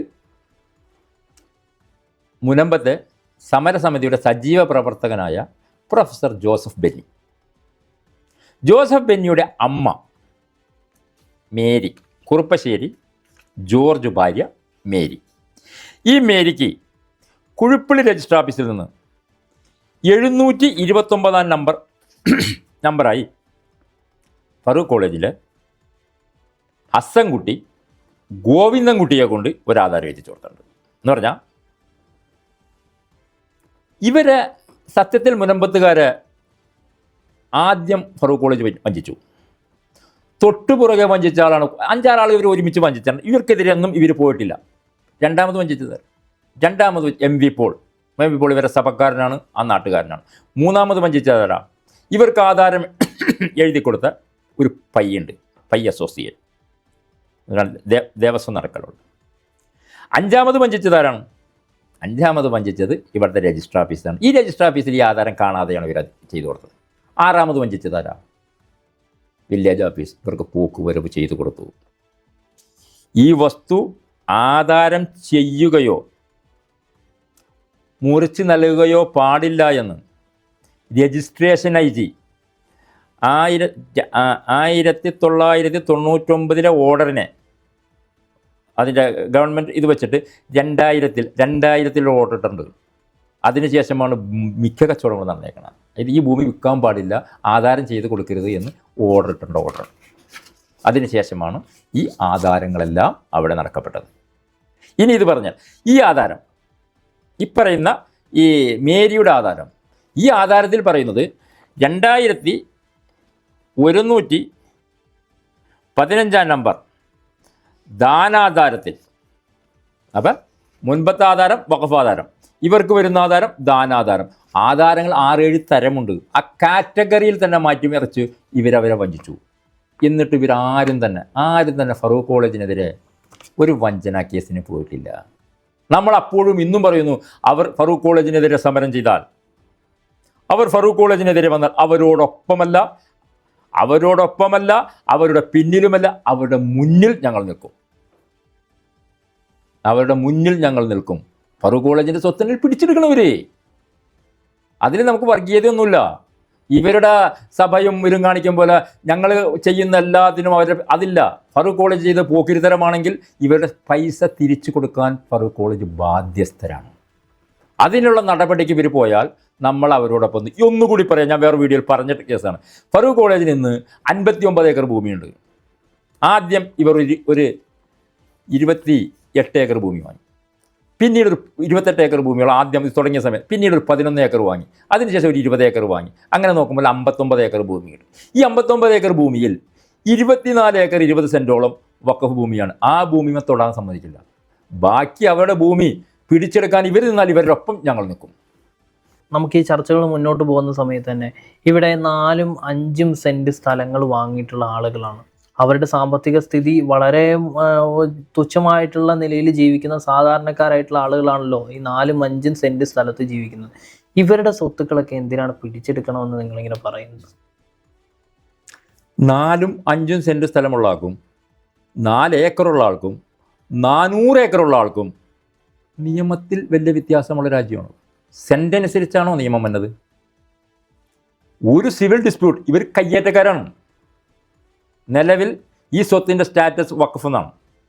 അതായത് സുപ്രീം കോടതിയുടെ വിധിയോടുകൂടി സുപ്രീം കോടതിയുടെ നിരീക്ഷണത്തോട് സുപ്രീം കോടതി ഹൈക്കോടതി വഖഫല്ല എന്ന വിഷയത്തെ സുപ്രീം കോടതി എന്ത് ചെയ്തു? ആ നിരീക്ഷണമല്ല ശരി, വഖഫാണെന്ന് തന്നെ നിരീക്ഷണത്തിൽ വെച്ചപ്പോൾ എന്ത് ചെയ്തു? നിലവിൽ വഖഫാണ്. വഖഫ് ഭൂമി ഇതിൽ ഇരിക്കുന്ന ആളുകൾ കയ്യേറ്റക്കാരാണ്. അതിന് അവിടെ അവരോട് കാണിക്കേണ്ട നിയമം സർക്കാരാണ് കാണിക്കേണ്ട. അത് കാരണം ഇവർ രജിസ്ട്രേഷൻ ഫീസ് കൊടുത്താണ് എന്ത് ചെയ്ത് ആധാരം ചെയ്തേക്കുന്നത്. സർക്കാർ ശമ്പളം കൊടുത്ത ഉദ്യോഗസ്ഥരാണ് ഇവർക്ക് ആധാരം ചെയ്ത് പോക്കുവരവ് ചെയ്ത് കൊടുത്തേക്കുന്നത്. ഇത് തടയേണ്ടത് സർക്കാരിൻ്റെ ജോലിയായിരുന്നു, സർക്കാർ ചെയ്തില്ല. അപ്പം അതിന് പരിഹാരം ചെയ്യേണ്ടത് ഫറൂഖ് കോളേജും സർക്കാരും കൂടിയാണ്. ഈ മുനമ്പത്തെ ഈ 404 ഏക്കർ സ്ഥലമുണ്ടല്ലോ, അതിൽ നിന്നും കുറച്ച് സ്ഥലം ഇവർക്ക് വഖഫിൻ്റെതായ നിയമമുണ്ട്. വഖഫിൻ്റെ നിയമം, വഖഫ് സ്വത്തെടുത്ത് എനിക്ക് കൊടുക്കാൻ പറ്റുമോ? ഈ വഖഫ് ഉണ്ടായിരുന്നെങ്കിൽ വഖഫും മരിച്ചുപോയി. വഖഫ് സ്വത്തുമ്മ ഇത് ചെയ്യാൻ അതിന് പിന്നെ സർക്കാരിൻ്റെ പല കാര്യങ്ങളും, അത് സർക്കാർ അപ്പം വരട്ടെ, അപ്പം നമ്മൾ തീരുമാനിക്കും, ആ വിഷയത്തിൽ പറയാം. ഇതിനെതിരെ നമുക്ക് ഇന്നതാണ് ഞങ്ങളുടെ തീരുമാനം എന്ന് ഇവിടെ ഇരുന്ന് പറയേണ്ട കാര്യം നമുക്കില്ല. സർക്കാർ ഞങ്ങളെ വിളിക്കട്ടെ, അപ്പം ഞങ്ങൾ ഇതിനുള്ള പരിഹാരം ഞങ്ങളുടെ ഇതിനുള്ള പരിഹാരം ഞങ്ങൾ പറയും. നിലവിൽ ഈ വിഷയത്തിൻ്റെ നിലവിലത്തെ സ്റ്റാറ്റസ് എന്താണ്? ഈ കേസിൻ്റെ നിലവിലത്തെ ഒരു അവസ്ഥ എന്താണ്? നിലവിലുള്ള അവസ്ഥ ഞാൻ നേരത്തെ പറഞ്ഞില്ലേ, ഇത് നിയമപരമായി നിയമത്തെ അട്ടിമറിക്കാതെ, നിയമത്തെ കോട്ടിമാട്ടാതെ നേർക്ക് നേരെ നിയമം പോയാൽ ഇത് മുനമ്പത്തുകാർക്ക് 1 ഇഞ്ച് ഭൂമി കിട്ടില്ല. അവരിൽ പലർക്കും ഇതറിയാം. മുസ്ലിം സംഘടനകളിൽ മുസ്ലിം സമുദായത്തിൻ്റെ ഏറ്റവും പ്രബലരായിട്ടുള്ള മുസ്ലിം സമുദായത്തിൻ്റെ അവകാശ സംരക്ഷണത്തിന് ഏറ്റവും കൂടുതൽ പ്രാധാന്യം നൽകുന്ന ഒരു രാഷ്ട്രീയ പാർട്ടിയാണ് മുസ്ലിം ലീഗ്. ആ മുസ്ലിം ലീഗ് ആണ് പറയുന്നത് മുനമ്പം ഭൂമി അവിടുത്തുകാർക്ക് വിട്ടുകൊടുക്കണം. അത് യഥാർത്ഥത്തിൽ അതല്ലേ ചെയ്യേണ്ടിയിരുന്നത്? നിങ്ങൾ ഇപ്പോൾ ഈ കാണിക്കുന്ന രീതിയിലുള്ള ഒരു സമരം അല്ലെങ്കിൽ ഈ രീതിയിലുള്ള ഒരു നിയമ പോരാട്ടവുമായിട്ട് പോകുമ്പോൾ അവിടുത്തെ സാധാരണക്കാരായിട്ടുള്ള ജനങ്ങളോട് കാണിക്കുന്ന ഏറ്റവും വലിയ അനീതിയല്ലേ ഇത്? ശരിക്കും മുസ്ലിം ലീഗ് പറഞ്ഞ ആ രീതിയിലല്ലേ പോകേണ്ടിയിരുന്നത്? മുസ്ലിം ലീഗിൽ ആദ്യകാലത്ത് കുഞ്ഞാലിക്കുട്ടി അങ്ങനെ പറഞ്ഞതായിട്ട് കേട്ടിട്ടുണ്ട്, കുഞ്ഞാലിക്കുട്ടി സാഹിബ് അങ്ങനെ പറഞ്ഞതായിട്ട് കേട്ടിട്ടുണ്ട്. പിന്നീട് അത് കേട്ടിട്ടില്ല. പിന്നെ മുസ്ലിം ലീഗിൽ പറഞ്ഞൊരു നേതാവാണ് അഡ്വക്കേറ്റ് മുഹമ്മദ് ഷാ. മുസ്ലിം ലീഗിന് എതിരഭിപ്രായക്കാരുമുണ്ട്. കെ എം ഷാജി, പ്രധാനമന്ത്രി, തദ്ദേശ സ്വയംഭരണ വകുപ്പ് മന്ത്രിയാരും ബഹുമാനപ്പെട്ട K M Shaji, M P നമ്മുടെ അദ്ദേഹത്തിൻ്റെ ET മുഹമ്മദ് ബഷീർ, ഇവരൊന്നും ആ അഭിപ്രായക്കാരല്ല. പക്ഷെ മുസ്ലിം ലീഗ് ആണല്ലോ പറയുന്നത്. മുസ്ലിം ലീഗ് മുസ്ലിം സമുദായത്തിന്റെ, അതായത് മുസ്ലിം കമ്മ്യൂണിറ്റിയുടെ റെപ്രസെന്റ് ചെയ്യുന്ന ഒരു രാഷ്ട്രീയ പാർട്ടിയാണ് പറയുന്നത് ഈ വിഷയത്തിൽ മുനമ്പം ഭൂമി അവർക്ക് വിട്ടുകൊടുക്കണമെന്നുള്ളത്. അത് ഒരു സാധനം നമ്മൾ ചെയ്യുന്നുവെങ്കിൽ അതിനൊരു നിയമവും ചട്ടവും വേണ്ടേ? ഒരു നിയമവും ചട്ടവും ഇല്ലാതെ ഭൂമി കയ്യേറിയ ആളുകൾക്ക് വിട്ടുകൊടുക്കുക എന്ന് പറഞ്ഞാൽ അതിലെന്താണ് ന്യായമുള്ളത്? അവിടെ ഇവർക്ക് സംഭവിച്ചൊരു തെറ്റ് തന്നെ പറഞ്ഞുതരാം. ഇവരിൽ സത്യം പറഞ്ഞാൽ കയ്യേറ്റക്കാരാണ് ഇങ്ങോട്ട് വന്ന് സംസാരിക്കേണ്ടത്. അല്ലാതെ ഇവരല്ല പള്ളി അരമനയിലേക്ക് അങ്ങോട്ട് പോകേണ്ടിയിരുന്നത്. പിന്നെ ഉദവികൾ വേണ്ടവർ അവരിങ്ങോട്ട് വരണം. അതിന് പകരം ഞാൻ ചോദിക്കട്ടെ, ഏതെങ്കിലും ഒരു ക്രിസ്ത്യൻ സംഘടന ഇവർ ഈ കയ്യേറിയ ഭൂമി ഇവർ കൈകാര്യം ചെയ്ത് ഇവരുടേതാക്കി വെച്ചിട്ട് ഏതെങ്കിലും ഒരു ക്രിസ്ത്യൻ സംഘടനയോ ഉത്തരവാദിത്തപ്പെട്ട ഏതെങ്കിലും ഒരു ക്രിസ്ത്യൻ നേതാവോ പറഞ്ഞോ നിങ്ങൾ ഈ ചെയ്തത് ശരിയായില്ല? ഇവിടെ മുസ്ലിം സംഘടനകൾ ക്ഷമിച്ചു കൊടുക്കാൻ തയ്യാറാണല്ലോ. മുസ്ലിം സംഘടനകളിലെ ക്ഷമിച്ചു കൊടുക്കാൻ തയ്യാറുള്ളൂ. മുസ്ലിം സംഘടനകളിൽ നിന്ന് പറഞ്ഞ എല്ലാവരും ഉണ്ടോ? അതായത് കേരളത്തിൽ മുസ്ലിങ്ങളെ മൊത്തം ഭരിക്കാൻ ഏതെങ്കിലും സംഘടനകളെ ഏൽപ്പിച്ചിട്ടുണ്ടോ? അട്ടിപ്പേറായിരിക്കും ഏതെങ്കിലും സംഘടനകൾക്ക് അട്ടിപ്പേർ കൊടുത്തു. മുസ്ലിം ലീഗ് നിലനിൽക്കണമെന്ന് ആഗ്രഹിക്കുന്ന ആളും മുസ്ലിം ലീഗ് തകരാൻ പാടില്ല എന്ന് ആഗ്രഹിക്കുന്ന ആളുമാണ്. പക്ഷെ ഞാൻ ഒരു കാര്യം കൂടി നിങ്ങളോട് ചോദിക്കട്ടെ. ഈ 10-20 വർഷമായിട്ട്, ഏകദേശം 15 വർഷം 20 വർഷമായിട്ട് മുസ്ലിം ലീഗിനെ കൊണ്ട് ആദ്യകാലത്ത് സാത്വികരായ നേതാക്കൾ ഉണ്ടായിരുന്ന കാലത്ത് മുസ്ലിം സമുദായത്തിനും മറ്റു സമുദായങ്ങൾക്കും താഴേക്കിടയിലുള്ള പിന്നോക്ക വിഭാഗങ്ങൾക്കും ഒരുപാട് ഗുണങ്ങൾ കിട്ടിയിട്ടുണ്ട്. ഈ 10-20 വർഷമായിട്ട് മുസ്ലിം ലീഗിനെ കൊണ്ട് സമുദായത്തിന് എന്ത് ഗുണമാണ് കിട്ടിയതെന്നൊന്ന് പറഞ്ഞു തന്നാൽ വളരെ നല്ലതാണ്. എൻ്റെ അഭിപ്രായത്തിൽ ഒരു ഗുണവും കിട്ടില്ല. ഇത് അവരിൽ കുറച്ച് നേതാക്കന്മാർക്ക് അവരുടേതായ കാര്യങ്ങൾ നടത്താനും കാര്യങ്ങൾക്കും. ഇങ്ങനെ പോയാൽ മുസ്ലിം ലീഗ് പഴയ PSPയുടെ അനുഭവത്തിലേക്ക് മുസ്ലിം ലീഗ് പോകും. കാരണം നമ്മൾ പറയുന്നത് CH മുഹമ്മദ് ഉള്ള കാലത്തിൽ പറയുന്നൊരു ഇതുണ്ട്, മറ്റുള്ള സമുദായത്തിൻ്റെ ഒരു അവകാശവും നമ്മൾ കവരാതെ തന്നെ നമ്മുടെ ഒരവകാശവും വിട്ടുകൊടുക്കാനും പാടില്ല. അവരുടെ അവകാശത്തെ കവരാനും പാടില്ല, നമ്മുടെ അവകാശത്തെ വിട്ടുകൊടുക്കാനും പാടില്ല. ഇതായിരിക്കണം മുസ്ലിം ലീഗിൻ്റെ നിലപാട്. മുസ്ലിം ലീഗ് ആ നിലപാടിൽ നിന്ന് ഒരുപാട് തെറ്റി. ഇങ്ങനെ പോയാൽ സമൂഹത്തിൽ ലയിച്ച് PSP ഇല്ലാതായതുപോലെ മുസ്ലിം ലീഗ് ഇല്ലാതാവും. അത് നമ്മൾ ആഗ്രഹിക്കുന്നില്ല. മുസ്ലിം ലീഗ് നിലവിൽ മുസ്ലിങ്ങൾക്ക് ഉള്ളൊരു പ്ലാറ്റ്ഫോമാണ്. ആ പ്ലാറ്റ്ഫോം ഇവിടെ നിലനിൽക്കണം എന്ന ആഗ്രഹക്കാരൻ തന്നെയാണ് നമ്മൾ. പക്ഷെ മുസ്ലിം ലീഗിനെ വിമർശിക്കുന്നത് പ്രശ്നാധിഷ്ഠിതമായി തന്നെ മുസ്ലിം ലീഗിനെ വിമർശിച്ചുകൊണ്ടിരിക്കും. വഖഫ് ബോർഡിൽ ഏറ്റവും അധികം കാലം നിന്നിട്ടുള്ള, ഏറ്റവും അധികം റെപ്രസെൻ്റ് ചെയ്തിട്ടുള്ള ആളുകളെ അയച്ചിട്ടുള്ളത് മുസ്ലിം ലീഗ് തന്നെയാണ്. അപ്പോൾ ഈ ഒരു മുനമ്പം വിഷയത്തിൽ വഖഫ് ഭൂമി കയ്യേറുന്നതിൽ ഒരു പങ്ക് മുസ്ലിം ലീഗിനുണ്ടെന്ന് ഞാൻ പറഞ്ഞു കഴിഞ്ഞാൽ നിങ്ങൾക്ക് അത് നിഷേധിക്കാൻ പറ്റുമോ? വഖഫ് ഭൂമി കയ്യേറുന്നതിൽ മുസ്ലിം ലീഗിന് പങ്കുന്നുണ്ടെന്ന് എനിക്ക് അഭിപ്രായമില്ല. പക്ഷെ കയ്യേറിയ ഭൂമി തിരിച്ചു പിടിക്കാത്ത കാര്യത്തിൽ മുസ്ലിം ലീഗ് കുറച്ച് ശുഷ്കാന്തി കാട്ടിയില്ല. അതാണ് നമുക്ക് പറയാനുള്ളത്. അല്ല മുസ്ലിം ലീഗ് മറ്റേ അവരെ കൊണ്ട് കയ്യേറിച്ചു എന്ന നിലപാടൊന്നും നമുക്കില്ല. പക്ഷേ തിരിച്ചു പിടിക്കേണ്ട ഭൂമി മുസ്ലിം ലീഗ് തിരിച്ചു പിടിക്കാനുള്ള, നിയമപരമായിട്ട് തിരിച്ചു പിടിക്കാനുള്ള ശുഷ്കാന്തി മുസ്ലിം ലീഗ് കാട്ടിയിട്ടില്ല. കാരണം 1967 ഫറൂഖ് സബോർഡിനേറ്റ് കോടതി വിധി വരികയും അതിനുശേഷം ബഹുമാനപ്പെട്ട കേരള ഹൈക്കോടതിയുടെ വിധി 1975 ഇതുകയും ചെയ്ത മുതൽ ഒരുപാട് കാലങ്ങൾ കഴിഞ്ഞുപോയി. ഈ സമയങ്ങളിൽ ഈ സാധനം നിയമപരമായി തിരിച്ചു പിടിക്കാനുള്ള എല്ലാ സാധ്യതകളും നിലനിന്ന സമയത്ത് പോലും മുസ്ലിം ലീഗ് അതിൻ്റെ കർത്തവ്യം നിർവഹിച്ചില്ല. ഓവർ മതേതരത്വം മുസ്ലിം ലീഗ് കാട്ടി. ഇതാണ് എനിക്ക് അഭിപ്രായമുള്ളത്. മുസ്ലിം സംഘടനകളിൽ പെട്ടിട്ടുള്ള അല്ലെങ്കിൽ മുസ്ലിം കമ്മ്യൂണിറ്റിയിൽ പെട്ടിട്ടുള്ള ആളുകൾ തന്നെ ഈ മുനമ്പം ഭൂമി അന്യാധീനപ്പെടുത്തുന്നതിൽ പങ്കുവച്ചിട്ടുണ്ട്. ഈ മുനമ്പം ഭൂമി നഷ്ടപ്പെടുത്തുന്നതിൽ ഈ പറയുന്ന വഖഫ് ബോർഡ് മാത്രമാണോ അതിൽ കാരണക്കാരായിട്ടുള്ളത്? അല്ല, ഒന്നാം കാരണക്കാരൻ ഫറൂഖ് കോളേജിൽ അന്നിരുന്ന മാനേജിംഗ് കമ്മിറ്റിയിൽപ്പെട്ട KC ഹസ്സൻകുട്ടി മുതൽ KC ഹസ്സൻകുട്ടി കെ സി അസ്സൻകുട്ടിക്ക് മുകളിലുള്ള ആളാണ്. ഏറ്റവും കൂടുതൽ ഇതിലേക്ക് വന്നത് പ്രൊഫസർ കെ എ ജലീലാണ്. കെ എ ജലീലാണ് ഇത് വിറ്റുമുടിക്കുന്നതിനും ഏറ്റവും കൂടുതൽ കൂട്ടുന്നു നിൽക്കുന്ന വ്യക്തി. ഇദ്ദേഹത്തിന് എന്തോ ഈ വസ്തു ഇവിടെ കിടന്നിട്ട് എന്തോ അദ്ദേഹത്തിന് ഒരു മേത്ത് ചൊറിച്ചിൽ പോലെയായിരുന്നു. ഇദ്ദേഹമാണ് ഇത് വിൽക്കാൻ ഏറ്റവും കൂടുതൽ പണിപ്പാട് ചെയ്തിരിക്കുന്നത്. സീതി സാഹിബ് ജീവിച്ചിരുന്ന കാലത്ത് 2-3 പ്രാവശ്യം അദ്ദേഹത്തിൻ്റെ അടുത്ത് ചെന്നിട്ടുണ്ട്. അവസാനം സീതി സാഹിബ് ഇനി ഈ വിഷയം പറഞ്ഞിങ്ങോട്ട് വരരുത് എന്ന് പറഞ്ഞ് ഇദ്ദേഹത്തിൻ്റെ അവിടുന്ന് മടക്കി അയച്ചേക്കും. പിന്നെ അതിനുശേഷം ഇദ്ദേഹം അവിടെ പോയിട്ടില്ല. പിന്നെ അതിനുശേഷം ഇങ്ങോട്ട് വന്നാൽ ഇങ്ങനെ നമ്മൾ അതിലേക്ക് പരിശോധിച്ച് വരുന്ന സമയത്ത് പഠിച്ചതും ജോലിക്ക് കയറിയതും പെൻഷനായതുമായ മുജാഹിദിൻ്റെ ഒരു നേതാവുണ്ട്, ഡോക്ടർ ഹുസൈൻ മടവൂർ. എൻ്റെ വ്യക്തിപരമായ അഭിപ്രായത്തിൽ പറഞ്ഞാൽ കേരളത്തിലെ സലഫി പ്രസ്ഥാനത്തിൻ്റെ ശാപമാണ് ഇദ്ദേഹം. ഇദ്ദേഹവും പറഞ്ഞതെന്നാ അവർക്ക് വിട്ടുകൊടുക്കാൻ. ഇദ്ദേഹത്തിൻ്റെയോ എൻ്റെയോ തറവാട്ട് സ്വത്തിൽ നിന്നാണ് സ്വത്ത് കൊടുത്തേക്കണേ. ഇത് പറയാൻ എന്തെങ്കിലും നമുക്കൊരു സ്വത്തായിരിക്കണം. നമ്മുടെ തറവാട്ട് സ്വത്തിൽ നിന്ന് എടുത്ത് കൊടുത്തേക്കണ സ്വത്താ. ഇദ്ദേഹം ചെയ്തൊരു പണി നിങ്ങൾക്ക് കാണണോ? ഇദ്ദേഹത്തിൻ്റെ കാപട്യം മനസ്സിലാകണമെങ്കിൽ ഇത് രജിസ്റ്റർ ചെയ്യുന്നതിൻ്റെ, അതായത് വഖഫ് ബോർഡിൻ്റെ 1919 ഇത് രജിസ്റ്റർ ചെയ്യുന്ന തലേ ദിവസത്തെ മീറ്റിങ്ങിൽ ഇദ്ദേഹം പങ്കെടുക്കുകയും മിനിറ്റ്സിൽ ഒപ്പിടുകയും ചെയ്ത ആളാണ്.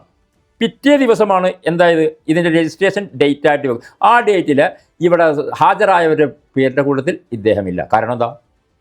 ഇദ്ദേഹം കൂടെ കൂടിയാണ് ഇത് ചെയ്തതെന്ന് പറഞ്ഞാൽ പിന്നെ അങ്ങോട്ട് ചെല്ലാൻ പറ്റൂല. അതേ സൈസ് കാപട്യം കാണിച്ച വ്യക്തിയാണ് ഡോക്ടർ ഹുസൈൻ മടവൂർ. ഇവരെല്ലാം തന്നെ മുസ്ലിം സംഘടനകളിലെ പ്രബലരാണ്. ഹുസൈൻ മടവൂരാണെങ്കിലും അതുപോലെ തന്നെ മുസ്ലിം ലീഗിൻ്റെ നേതാക്കന്മാരാണെങ്കിലും ഒക്കെ ഇവരെല്ലാം പറയുമ്പോഴും നിങ്ങൾ എന്തിനാണ് പിന്നെ ഇങ്ങനെ ഇതിൻ്റെ പുറകെ തന്നെ പോകുന്നത്? ഇവരൊക്കെ വിട്ടുകൊടുക്കാനാണല്ലോ പറയുന്നത്. നിങ്ങൾ എന്തിനു പിന്നെ ഇതിൻ്റെ പുറകെ പോകുന്നു? രാജ്യത്ത് നിയമവും നിയമവ്യവസ്ഥിതിയും നിലനിൽക്കണം. നിയമത്തിന് അതീതമായി പിന്നെ വിട്ടുകൊടുക്കണമെങ്കിൽ അത് ഔദാര്യമാണ്. ഇപ്പം അവരാവശ്യപ്പെടുന്നത് ഔദാര്യമല്ല, അവകാശമാണ് ആവശ്യപ്പെടുന്നത്. അവകാശം ആവശ്യപ്പെടാൻ മുനമ്പത്തുകാർക്ക് നിയമപരമായി ഒരു സാധ്യതയുമില്ല. അവർ നിലവിലെ നിയമത്തിൻ്റെ അടിസ്ഥാനത്തിൽ അവർ കയ്യേറ്റക്കാരാണ്. കോടതി ഭാഷയിൽ പറഞ്ഞാൽ എൻക്രോച്ചേഴ്സാണ്. മുന്നോട്ട് നിങ്ങൾ പോകുന്തോറും ഈ ഒരു വിഷയം വലിയൊരു വിഭാഗീയതയിലേക്കാണ് പോകുന്നത്. നിങ്ങൾ ഇരു വിഭാഗവും ഇരുന്ന് ഒന്ന് സംസാരിച്ച് ഈ വിഷയം രമ്യമായി പരിഹരിച്ചുകൂടെ? കാരണം കേരളത്തിൻ്റെ സാമൂഹിക രാഷ്ട്രീയ മതേതര നിലപാടുകൾ വെച്ച് നോക്കുമ്പോൾ കേരളം എപ്പോഴും വളരെ സൗഹാർദ്ദപരമായിട്ട് പോകുന്ന ഒരു അന്തരീക്ഷമാണുള്ളത്. ഈ ഒരു സാഹചര്യത്തിൽ നിങ്ങൾക്കിതൊരു രമ്യമായിട്ടുള്ളൊരു പരിഹാരത്തിലൂടെ രമ്യമായിട്ടുള്ളൊരു സംസാരത്തിലൂടെ ഇതിനൊരു പരിഹാരം കണ്ടെത്തിക്കൂടെ? ഞങ്ങളല്ലേ വേണ്ടത്. ഞങ്ങൾക്ക് മുനമ്പത്തുകാരോട് യാതൊരു ശത്രുതയുമില്ല. വഖഫ് സ്വത്തിൻ്റെതായ നിയമമുണ്ട്.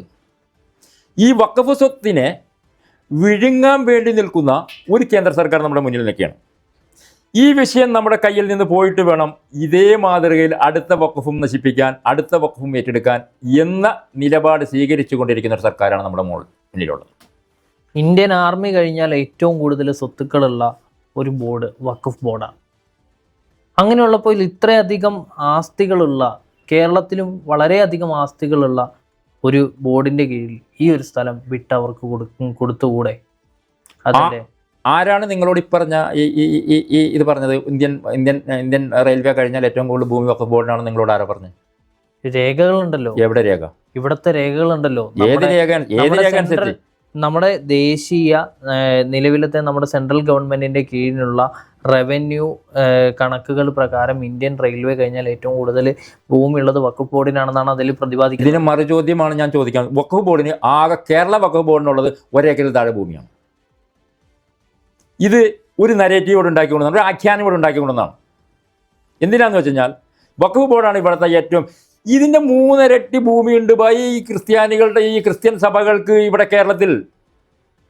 രേഖയുള്ളതും രേഖയില്ലാത്തതുമായ ഭൂമി അത് ക്രിസ്ത്യൻ സഭകളുടേതാണ്. ഒരു ബോർഡിൻ്റെ വഖഫ് ബോർഡിന് കേരളത്തിലുള്ളത് 1 ഏക്കറിൽ താഴെ ഭൂമിയാണ്. ഒന്ന് എറണാകുളത്ത് ഇരിക്കുന്ന ഭൂമി, എറണാകുളത്ത് ബോർഡ് ഇരിക്കുന്ന ഭൂമി. രണ്ടാമത് എറണാകുളം മാർക്കറ്റ് ഉള്ളത് 2-3 കടമുറികളുണ്ട്. മൂന്നാമത്തെ ഭൂമി കോഴിക്കോടുള്ളതാണ്. 1 ഏക്കറിൽ താഴെ ഭൂമിയെ കേരള വഖഫ് ബോർഡിനുള്ളൂ. ഇനി ചെറിയ ഉദാഹരണം പറഞ്ഞുതരാം. ഇപ്പോൾ ആലുവ പള്ളി, ആലുവ സെൻട്രലിലുള്ള പള്ളി, ഈ പള്ളി വഖഫ് ചെയ്യപ്പെട്ട പള്ളിയാണ്. ഈ പള്ളിയുടെ ആസ്തി ഏതിലാണ് കണക്ക് കൂട്ടുന്നത്? വഖഫ് ബോർഡിൻ്റെ ആസ്തിയിലാണ്. ഈ പള്ളിയുടെ ആസ്തി എന്നുള്ളത് പള്ളിയുടെ ആസ്തിയാണ്. ഇതിൻ്റെ വരുമാനം പള്ളിയുടെ വരുമാനമാണ്. ഈ പള്ളിയുടെ വരുമാനത്തിൽ നിന്ന് ഇതിൻ്റെ മേൽനോട്ടക്കാർ അല്ലെങ്കിൽ കസ്റ്റോഡി, അതായത് എന്തെങ്കിലും നിയമപരമായ തടസ്സങ്ങളോ അല്ലെങ്കിൽ ഒരു അതോറിറ്റി എന്ന നിലയിൽ അവരുടെ നിലനിൽപ്പിനേക്കായി 7% അവരുടെ വരുമാനത്തിൽ നിന്ന് കൊടുക്കും എന്നതല്ലാതെ ഈ വസ്തുക്കളൊന്നും വഖഫ് ബോർഡിൻ്റേതല്ല. വഖഫ് ബോർഡ് നിങ്ങൾ കാണിച്ചത് കേരള വഖഫ് ബോർഡിൻ്റെ, കേരള വഖഫ് ബോർഡിൻ്റെ പേരിലാണ് ഇതിൻ്റെ ആധാരം ഇരിക്കുന്നത്. ഇപ്പം ഞാൻ തിരിച്ചൊന്ന് ചോദിക്കട്ടെ, ഇപ്പം നമ്മൾ പറയണം വില്ലേജ് ഓഫീസിൽ നമ്മുടെ വസ്തുവിൻ്റെ എല്ലാ രേഖകളും ഉണ്ട്. നമ്മൾ കരം തീർക്കുന്നത് വില്ലേജ് ഓഫീസിലാണ്. നമ്മൾ കുടികൾ മറ്റേ സ്കെച്ചിന് ചെല്ലണത് വില്ലേജ് ഓഫീസിലാണ്. നമ്മൾ കൈവശത്തിന് ചെല്ലുന്ന വില്ലേജ് ഓഫീസിലാണ്. എന്നതുകൊണ്ട് നമ്മുടെ വസ്തു വില്ലേജ് ഓഫീസിൻ്റെ ആകൂലല്ലോ. ഈ വസ്തു ഓരോന്നും ഓരോരോ ആളുകളുടേതാണ്. വസ്തുവിൻ്റെ ആരാണ് കസ്റ്റോഡിയൻ? കസ്റ്റോഡിയൻ അല്ല, അതിൻ്റെ അതോറിറ്റി. കസ്റ്റോഡിയൻ വരില്ല, അതിന് അതോറിറ്റി ആരാണ്? വില്ലേജ് ഓഫീസാണ്. ഈ വില്ലേജ് ഓഫീസ് പോലെ ഒരു അതോറിറ്റിയേ ഉള്ളൂ വഖഫ് സ്വത്തുക്കളുടെ ഈ വഖഫ് ബോർഡിന്. അല്ലാതെ വഖഫ് ബോർഡ് നിങ്ങൾ അത് ആഖ്യാനം ഇവിടെ ഉണ്ടാക്കിയെടുത്തൊരു ആഖ്യാനമാണ്, തെറ്റാണ്. ആ ധാരണയും തെറ്റാണ്. പുതിയ വഖഫ് നിയമപ്രകാരം ഇനി വഖഫ് സ്വത്തുക്കൾക്ക് കൃത്യമായിട്ടുള്ള രേഖയില്ല എങ്കിൽ അത് സർക്കാരിലേക്ക് കണ്ടുകിട്ടുമെന്നാണ് പറഞ്ഞിട്ടുള്ളത്. അത്തരത്തിൽ ഉള്ളൊരു സാഹചര്യത്തെ നിങ്ങൾ എങ്ങനെയാണ് നോക്കിക്കാണുന്നത്? ഇന്ത്യൻ മതേതരത്വത്തിൻ്റെ, അതായത് മുസ്ലിങ്ങൾക്കുള്ള വഖഫ് സ്വത്ത് ആരും എന്ത് ചെയ്തിട്ടില്ല, മറ്റുള്ള സമുദായങ്ങളിൽ നിന്ന് വന്നതല്ല. ഓരോ മുസ്ലിം സമുദായാംഗങ്ങളും വില കൊടുത്തു വാങ്ങി വഖഫ് ചെയ്ത വസ്തുക്കളാണ്. ശരാശരി ഇന്ത്യയിലുള്ള വഖഫ് സ്വത്തുകൾ വേണ്ട വിധം വിനിയോഗിക്കാൻ മുസ്ലിം സമുദായത്തിന് കഴിഞ്ഞാൽ മുസ്ലിം സമുദായത്തിൽ ദാരിദ്ര്യം എന്ന് പറഞ്ഞ ഒരു ഇതുണ്ടാകും. പക്ഷേ മുസ്ലിങ്ങൾ ഇന്നും അതിലേക്ക് എത്തിയിട്ടില്ല. കേന്ദ്ര ഭരണകൂടം ഭയപ്പെടുന്നൊരു കാര്യം എന്താണെന്ന് വെച്ച് കഴിഞ്ഞാൽ ഈ വഖഫ് സ്വത്തുകളെല്ലാം മുസ്ലിങ്ങളുടെ പേരിലിരിക്കുകയും ഇതിനെ കൈകാര്യം ചെയ്യാൻ പറ്റിയ ബുദ്ധിമാനായ ഒരു വ്യക്തിയിലേക്ക് ഇതിൻ്റെ കാര്യങ്ങൾ എത്തുകയും ചെയ്താൽ ഇവർക്ക് പിടിച്ചാൽ കിട്ടില്ല എന്നുള്ള അവസ്ഥ വന്നു. പഴയ ബ്രിട്ടീഷുകാർ ബംഗാളിൽ ചെയ്തതുപോലെ ഉള്ള ഇടപാടിലേക്കാണ് ഈ കേന്ദ്ര സർക്കാർ നമ്മൾ ഇതിലേക്ക് വരുന്നത്. മറ്റുള്ള സമൂഹങ്ങൾ ഇപ്പോൾ ദേവസ്വം ബോർഡിൻ്റെ സ്വത്ത് എങ്ങനെ വന്നേക്കുന്ന സ്വത്താണ്? ദേവസ്വം ബോർഡിൻ്റെ സ്വത്ത്, ദേവസ്വം എന്ന് പറഞ്ഞാൽ ദേവസ്വവും ബ്രഹ്മസ്വവും പഴയ ജന്മിമാരും. ഈ സ്വത്തുക്കൾ സ്റ്റേറ്റിൻ്റെ സ്വത്താണ്. ഇവരെ അന്ന് വില്ലേജ് ഓഫീസില്ല. ഈ സ്വത്തുകൾ ഒരു ജന്മിക്കോ അല്ലെങ്കിൽ ഒരു ദേവസ്വത്തിനോ ഒരു ബ്രഹ്മസ്വത്തിനോ രാജാവ് ഏൽപ്പിച്ചു കൊടുക്കും. ഇതിൻ്റെ കരം പിരിച്ച് ഈ കരം രാജാവിലേക്ക് എത്തിക്കുക എന്ന ജോലിയായിരുന്നു ദേവസ്വം ബോർഡിന്. ദേവസ്വം ബോർഡ് കാശ് കൊടുത്ത് ഭൂമി വാങ്ങിയിട്ടില്ല, അല്ലെങ്കിൽ ആരെങ്കിലും കാശ് കൊടുത്ത് വാങ്ങി ദേവസ്വം ബോർഡിന് കൊടുത്തിട്ടുമില്ല. രാജ്യത്തിൻ്റെ സ്വത്തായിരുന്നു. വഖഫ് സ്വത്ത് അങ്ങനെയല്ല. വഖഫ് സ്വത്ത് ഓരോ മുസ്ലിം വ്യക്തികളും അവൻ്റെ ഈ പരലോക മോക്ഷത്തിന് വേണ്ടി വാങ്ങി അതിലേക്ക് വഖഫ് ദാനം ചെയ്യുന്ന സ്വത്താണ് വഖഫ് സ്വത്ത്. ഈ രണ്ട് വ്യത്യാസം ഈ രണ്ട് സ്വത്തുക്കൾ തമ്മിലുണ്ട്. അതോടൊപ്പം തന്നെ മൂന്നാമതൊരു സംവിധാനമുണ്ട്. ഇതാണ് ഡിസ്ക്രിമിനേഷൻ എന്ന് പറയുന്നത്. ഇവിടെ മറ്റൊരു സമൂഹത്തിന് ഈ രണ്ട് സമൂഹത്തേക്കാൾ കൂടുതൽ മതപരമായ സ്വത്തുണ്ട്. അതിന് ഒരു അതോറിറ്റിയോ ഒരു ഇതുമില്ല. ഇപ്പോൾ ഷോൺ ജോർജിൻ്റെ തന്നെ ഒരു വിഷയം പറഞ്ഞാൽ, ഷോൺ ജോർജ് വഖഫ് ബോർഡിൽ ആളെ നിയമിക്കണം എന്ന് പറഞ്ഞുകൊണ്ട് കേസിന് പോയിട്ടുണ്ട്. ഷോൺ ജോർജിൻ്റെ സഭയിൽ അങ്ങനെ ഒരു സംഭവം ഞങ്ങൾക്ക് ചെയ്യാൻ പറ്റുമോ? ദേവസ്വം ബോർഡിലാണെങ്കിൽ നമുക്ക് പോകാം, ഒരു കേസിന് പോകാം, ഒരു പൊതു താല്പര്യ ഹർജി പോകാം. അപ്പോൾ അതിന് ഗവൺമെൻറ് ചെയ്യേണ്ട ഒരു പണിയുണ്ട്. എല്ലാ വിഭാഗങ്ങളെയും തുല്യരായി കാണുക, അവർക്കും ഇതുപോലൊരു ബോർഡ് ഉണ്ടാക്കി കൊടുക്കുക, അല്ലെങ്കിൽ ഈ ബോർഡുകളെ പിരിച്ചുവിടുക. കാരണം മുസ്ലിം സമുദായത്തിൻ്റെയും ഹിന്ദു സമുദായത്തിൻ്റെയും അധോഗതിക്ക് കാരണമായ രണ്ട് വെള്ളാനകളാണ്, ഒന്ന് വഖഫ് ബോർഡും ഒന്ന് ദേവസ്വം ബോർഡും. ക്രിസ്ത്യൻ സമുദായം ഉയർച്ചയിൽ നിൽക്കുന്നതും ക്രിസ്ത്യൻ സമുദായത്തിൻ്റെ സാമ്പത്തിക ഉന്നതിയിലേക്കും കാരണമായി വരുന്നത് അവരുടെ ഒരു സ്വത്തുക്കളും സർക്കാർ നിയന്ത്രിക്കുന്നില്ല എന്നുള്ളതാണ് അവരുടെ കാര്യത്തിലേക്ക് വരുന്നത്.